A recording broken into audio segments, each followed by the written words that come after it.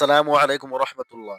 এটি হচ্ছে সিলেটের বাহুবলের একটি বিশাল রাবার বাগান, যেখানে রয়েছে প্রায় ১৯ শতক একর জমি। বিশাল এই বাগান থেকে কর সংগ্রহ করা হয়, রাবারের করগুলো সংগ্রহ করে এই ট্যানারিতে আনা হয়। আনার পরে বিভিন্ন প্রক্রিয়াজাত করে আপনারা দেখতে পাচ্ছেন বিশাল একটি ট্যানারি। এই ট্যানারিতে এনে বিভিন্নভাবে প্রক্রিয়াজাত করার পর আস্তে আস্তে এটাকে রাবারে পরিণত করা হয়।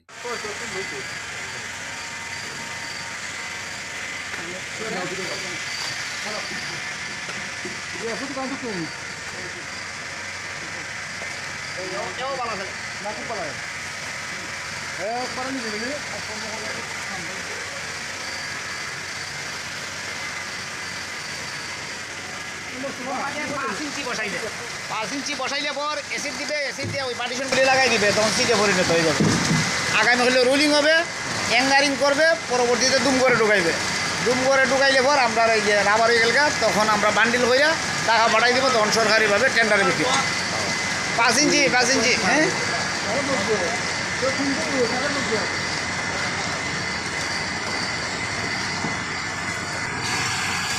আসসালামু আলাইকুম। যাই হোক, এটা রাবার প্রাকৃতিক জিনিস, এটা রাবার গাছ থেকে সংগ্রহ করি আমরা। এই রাবার থেকে দেশের এই যে টায়ার বা যে বেলুন, রাবার জাতীয় সব কিছু আমাদের এই রাবার থেকে, রস থেকে রাবার তৈরি হয়। আর এই বাচ্চাদের রাবার পড়ালেখার যে রাবারটা, এটাও কি এটা থেকে? জি, না এটা না, বাচ্চাদের এটা লেখার প্লাস্টিক জন্য প্লাস্টিক যে জাতীয়। মুছে জি যে জি জি, এটা একবারে, হ্যাঁ, এটা হয়।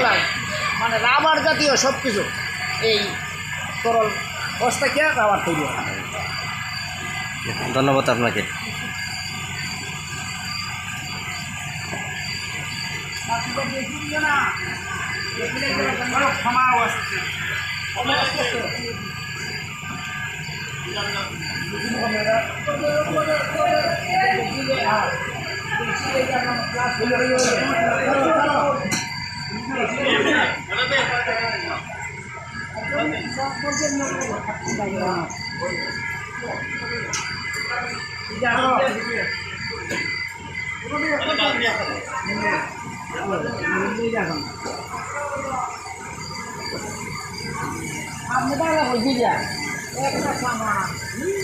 একটা সামার হয়ে যায়, মতো বললাম আমি বেড়া একটা বাড়ানো বসে মাথা নেই।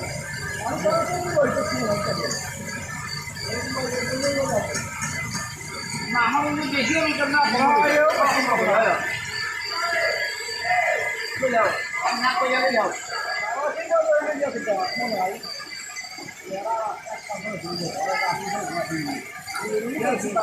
রাজ্যটা